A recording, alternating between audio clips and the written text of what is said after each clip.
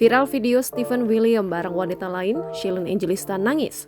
Beredar video diduga artis Steven William bersama wanita lain. Melihat video yang diduga sang suami sedang bersama wanita lain, Shalyn Evangelista sempat meminta kepada warganet supaya tidak mengirimkan video tersebut ke akun Instagramnya. Permintaan tersebut ia tulis ke dalam Instagram story miliknya yang tak berlangsung lama, postingan tersebut langsung dihapus olehnya. Kemudian ketika memberikan penjelasan di acara Kopi Viral, Shalyn Evangelista tak bisa membendung air matanya lagi. Hal itu dalam kanal YouTube Trans TV Official yang tayang pada Senin 18 Oktober 2021. Kemudian ia juga mengaku lelah dengan prahara rumah tangga yang selama ini ia hadapi bersama Steven William. Ia mengatakan tidak ingin melihat video yang diduga suaminya sedang bersama wanita lain. Meskipun begitu, ia tak ingin sang suami dipandang buruk oleh warganet.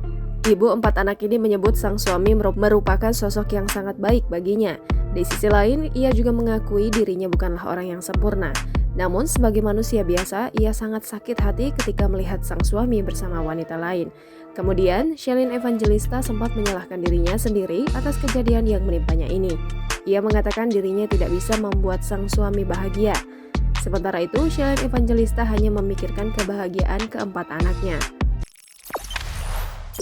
Jangan lupa subscribe, share, komen, dan like ya!